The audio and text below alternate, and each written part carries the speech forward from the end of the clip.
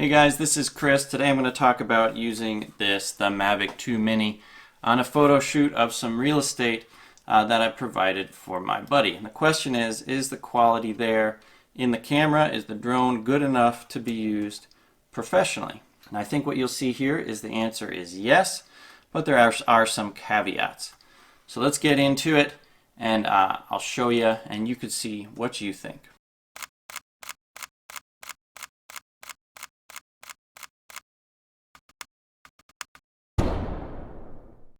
So the Mavic Mini is missing some features compared to its big brothers like the Mavic Air, the Mavic 2 Pro, and the Mavic 2 Zoom.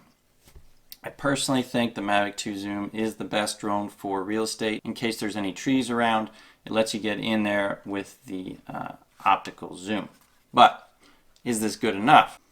Alright guys, so here is the video right off the drone. Actually, there was a little bit of color work done to this, but you see a lot of these actions are done manually. This is actually a circle using a visual point to try to focus around and circle around. This was actually done manually. I'm panning the drone and doing some yaw.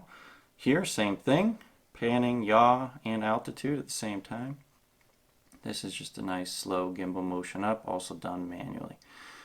So you'll see a theme there with this guy is you are doing a lot of manual flying. You're not going to get as many automated flight modes that are really helpful.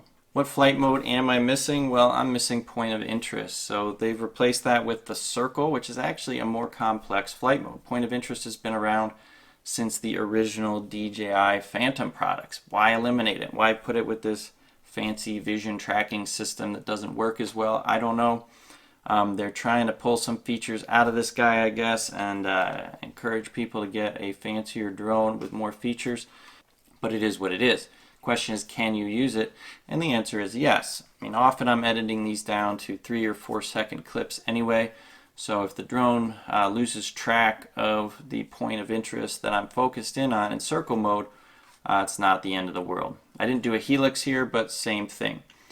Now, I think the Mavic 2 Mini is better than previous DJI drones with these modes, with the circle and the helix.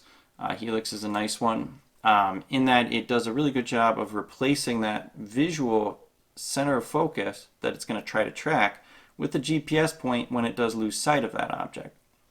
You will see a little bit of kind of motion in the drone. The video won't be super stable when it does that transition, and you can run into other things where it starts tracking a different object and then you'll see a lot of motion. As you can see here, I was doing another shot of a sunrise over a barn.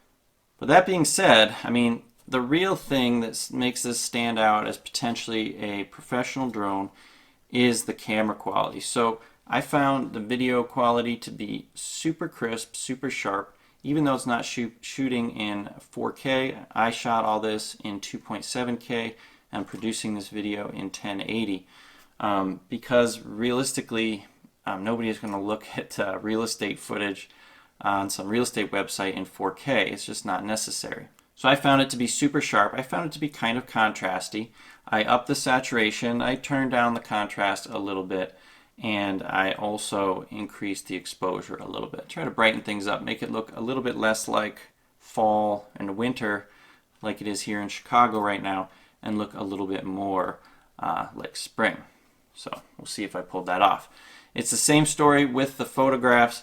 The photographs are looking very contrasty in my opinion, so I just tone that down, give a little bit more of a flat feel, up the exposure. You're able to more easily do more stuff with the photographs, like I added some more blue to the sky as well. And again, trying to make it look a little less gloomy on what was mostly an overcast day.